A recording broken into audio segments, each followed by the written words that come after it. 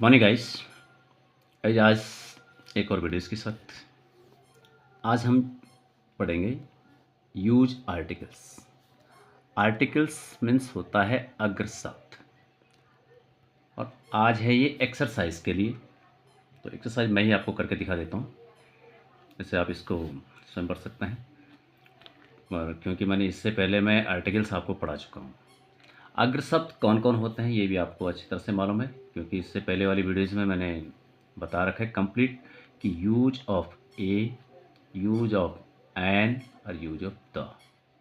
क्योंकि आर्टिकल्स होते हैं ए, एन और द, तो नज़दीक ए, एन और द।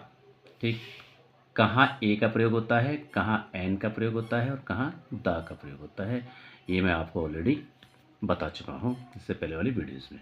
आपको यदि डिटेल से देखना है तो उसमें देखिएगा, और फिर अभी यहाँ यूज करके देखते हैं कि कहाँ ये होता है कहाँ। तो ए मीन्स एक, एन मीन्स एक, द।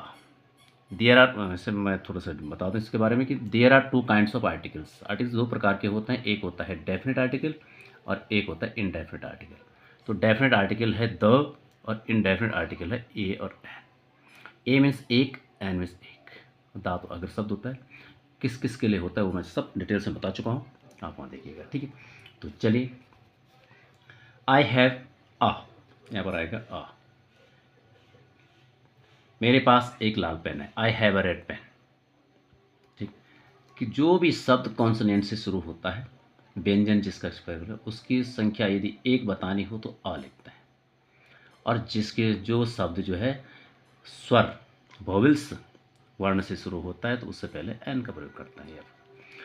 और कॉमन नाउन से पहले, सुपरलेटिव डिग्री से पहले, संसार में जो चीज़ एक है उससे पहले, उन सबसे पहले दा का प्रयोग किया जाता है। बहुत सारी चीज़ें वो मैंने डिटेल से आपको बता चुका हूँ ऑलरेडी। तो इसलिए यहाँ पर आएगा dash boys are going to school. ये क्या है, यहाँ पर कॉमन नाउन है बॉयज़, तो इसलिए यहाँ पर आएगा द। जातिवाचक संज्ञा से पहले दा का प्रयोग किया जाता है। The boys are going to school. Okay, I am dash Indian player. देखो यहाँ पर आप देखें, आई वॉवेल्स है इसलिए एक। आई एम एन, मैं एक भारतीय खिलाड़ी हूँ। He is dash active boy, ये भी वॉवेल से शुरू हो रहा है तो इसलिए यहाँ पर आएगा ए। वह एक होशियार लड़का है, he is an active boy, an. Dash Ganga is dash sacred river.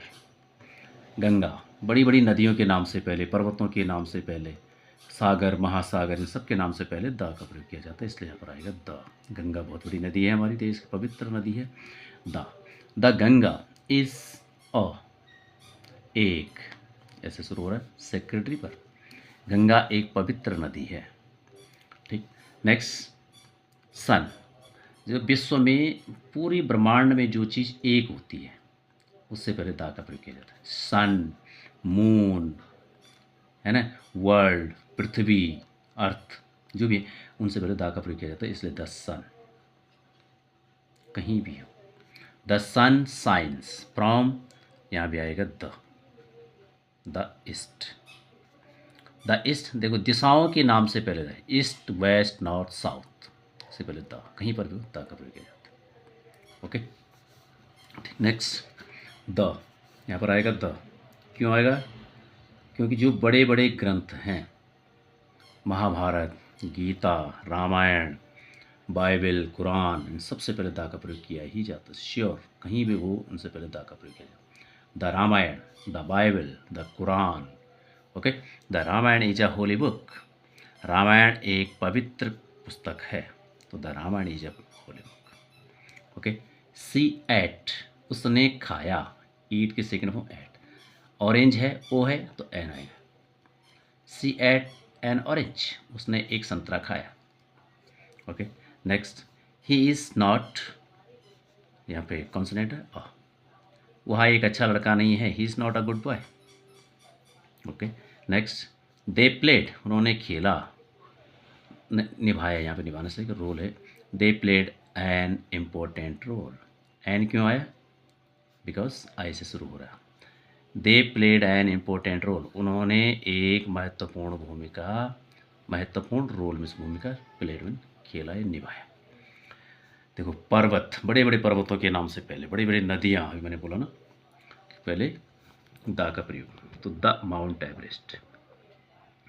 तो माउंट एवरेस्ट सबसे हाईएस्ट पीक है, तो कैसे लिखेंगे, the mount Everest is the. देखो जो सुपरलेटिव डिग्री होती है, जैसे good, better, best, tallest, highest and smallest, सबसे पहले द का प्रयोग किया जाता है। श्योर, सुपरलेटिव डिग्री से पहले द का प्रयोग, ये भी एक नियम है। The mount Everest is the highest peak of the, फिर यहाँ पे द है वर्ल्ड, क्योंकि संसार एक है, विश्व में द वर्ल्ड। माउंट एवरेस्ट विश्व की सर्वोच्च चोटी है। Okay, next, she was dash intelligent girl, यहाँ पे क्या आएगा, एन, क्यों आएगा, आई से शुरू हो। She was an intelligent girl, वह एक इंटेलिजेंट लड़की थी, बुद्धिमान लड़की थी। Next, they have been working dash 2 o'clock। देखो जब समय, निश्चित समय से पहले सीन्स का प्रयोग करते हैं और अनिश्चित समय से पहले 4 का प्रयोग करते हैं, तो ये है निश्चित समय, दिस इज डेफिनेट टाइम। तो they have been working scenes.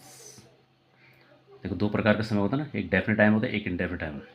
जैसे 2 एक बार बजती है तो निश्चित समय है। यदि ऐसे बोलेंगे कि they have been working 2 days, तो 2 दिन, पता नहीं कौन से 2 दिन, तब 4 आएगा। ठीक है सिंसो। Ram has been preparing to exam, Ram परीक्षा की तैयारी कर रहे हैं, सीन्स या 4, 3 months, 3 महीने से, पता नहीं 3 महीने कौन से हैं, तो यहाँ पर आएगा 4। यदि ऐसा होता है कि Ram has been preparing to exam January, तो सीन्स जनवरी होता। ठीक है, अब 3 महीने पता नहीं कौन से। Next, divide the sweet between the boys, मिठाई बच्चों में बांट दो। यहाँ पर है एमंग, मैंने बोले पहले एमंग द बॉयज़। देखो यदि 2 के बीच में होता तो बिटवीन आता है, और 2 से अधिक के बीच में है तो एमंग आता है। जैसे हम यहाँ पे बोलेंगे कि डिवाइड,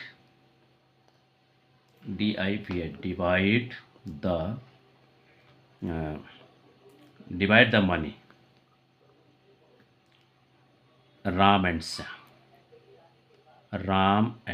श्याम, कोई 2 हैं, यानी राम और श्याम को पैसे बांट दो, तो यहाँ पर आएगा बिटवीन।